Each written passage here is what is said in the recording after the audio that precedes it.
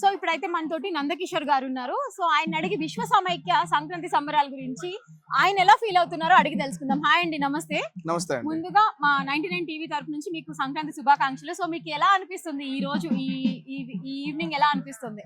ముందుగా మనము ఇక్కడ ఒక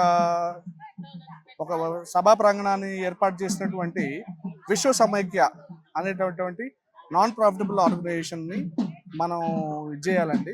అయితే మన పల్లెటూళ్ళల్లో ఏదైతే మనకి తెలియని సంస్కృతులు, గొబ్బెమ్మలు, అట్లాగే ఈ ఏదైతే గాలిపటాలు ఇవన్నీ ఏదైతే ఉన్నాయో ఇవన్నీ మనకి ఇక్కడ చేయడం జరుగుతుందండి.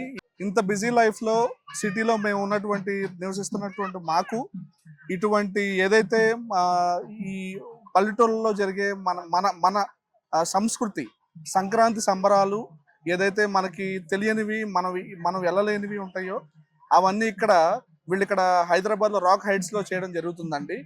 విశ్వ సమైక్య వాళ్ళు, అట్లాగే 99 టీవీ వాళ్ళు ప్రముఖ పాత్రతో ఛానల్ పార్ట్నర్ గా ఉన్నారండి. ఇక్కడ